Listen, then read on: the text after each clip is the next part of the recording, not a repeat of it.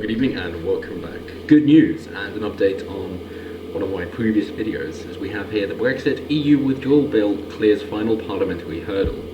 And the important thing about this is that the MPs overwhelmingly rejected all 5 changes, including on child refugees, made by peers to the bill.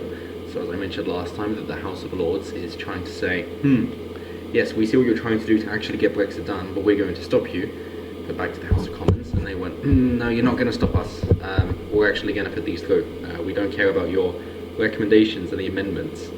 That this is not the time nor place for your recommendations. A few different reasons for the different rejections, but suffice to say that a proper Brexit is actually going ahead, at least in these 5 terms. So, it says that as it's now completed its passage through Parliament, the UK's exit from the EU must be approved by the European Parliament next week. The bill passed through the Commons, where the government has a majority of 80, unamended, but faced a tougher reception in the Lords, where the government does not have a majority. But the ministers were defeated 5 times in the Lords earlier this week. Then they came back, and they went, lol no.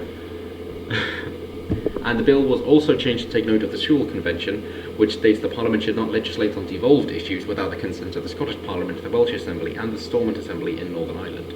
Which makes sense, yes, we want sovereignty, and therefore we want to actually have a say in what is passed, in which case, yes, this makes sense. And it's also nice to then say, yes, Scotland, we know you want to leave, and you want to then be a slave member of the EU, and you want to adopt the Euro, which Scottish people don't, but apparently Scotland does, and you want to be ruled over by somebody else. But for the time being, while you're still with us, we're going to allow you to decide your own destiny. Okay?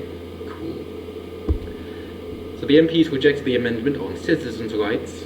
I love how they phrased this, how ridiculous. Which would have ensured EU nationals' existing rights to live and work in the UK, which would have been automatically recognised in law, which means that they're going to have to apply separately, which is fantastic, because yes, it's about sovereignty and actually this country being ours and not being told what to do by anybody else. It would also have required EU nationals to be given physical documentation detailing their right to remain in the UK, rather than relying on digital evidence alone. Good. Less paperwork, less people to pay. Fantastic. And I thought they would have loved this. This means there's less carbon, because there's less printing and transporting going on. Don't you love this paperless society? Brexit Secretary Stephen Barclay said the government could not accept the amendment because it would render the current process in which EU nationals must apply for settled status null and void. And there isn't a problem with the current system. Very straightforward to do. I would recommend all your EU citizen friends do it and just get it sorted as soon as possible. Very straightforward. MPs also voted by a margin of 342-254 to remove the obligation on the government to negotiate an agreement with the EU on allowing unaccompanied children who have claimed asylum elsewhere but have a relative in the UK to be reunited with their family. So yes, that is to say, you fled a war zone, you're an asylum seeker, you don't have a place to stay, which by UN convention just means the nearest safe country. You have a place to stay, good. Stay there then.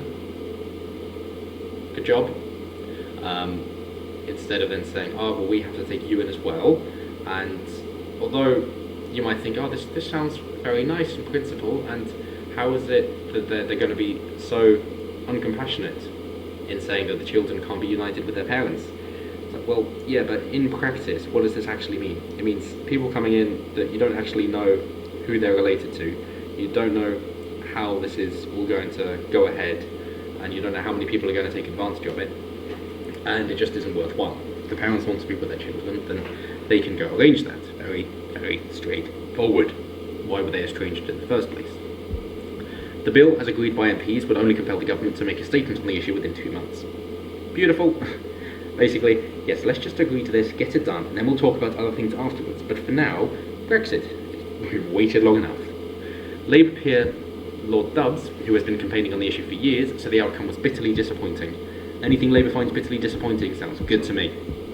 Green MP Caroline Lucas called the move a Tory compassion bypass. Brilliant, it upsets her, sounds good to me as well. Mr Barclay defended the government's record, saying more than 41,000 refugee children had settled in the UK since the start of 2010, about 10 years, including 3,500 unaccompanied children in the year to September 2019. He said there was no point legislating before the UK reached an agreement with the EU on future numbers. We're actually getting down to numbers. Brilliant. It's about time. Seeing as originally, oh yes, we're going to get immigration down to the tens of thousands. Yeah, now we're just going to get it down to a manageable number. Now, it might not actually change, but it's going to be controlled immigration. Yeah. We all know how that turned out. Thank you, Tony Blair. Labour argued in favour of all 5 amendments, insisting they were not trying to thwart Brexit, but make a bad bill better. Your linguistics don't work here. You have been found out. You are failing. Ricky Gervais and Lawrence Fox, of course, are fine examples of how the tide is turning, and we do not accept it anymore. So how about hell no? We have a brief timeline of happiness, which is the Brexit timeline. The Brexit bill passes Commons and moves to Lords in January 2020. The bill is expected to pass. Better do. 31st of January is our Independence Day, known as Brexit Day, so the trade talks can begin within weeks. 30th of June 2020, the deadline for extending the transition period passes. Beautiful. No more extension. And then by the end of the year, 31st of December 2020, has a trade deal been agreed and ratified? If yes, 1 month later, in January 2021, we start a new relationship with the EU, and if not, we exit transition without a trade deal, and just go elsewhere to many willing countries to trade with us, and then encourage, of course, other countries to leave the European Union who find that they are also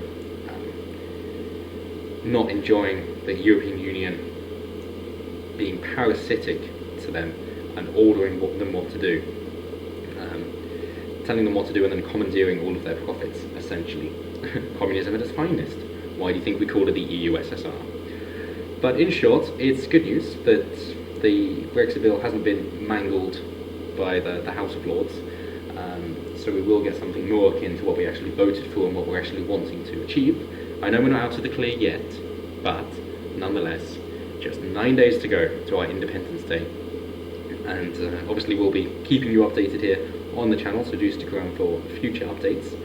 But on this and other stories, but for the time being, it's good news, so I hope that's a nice little bit of relief in the middle of the week, and until next time, have a good one.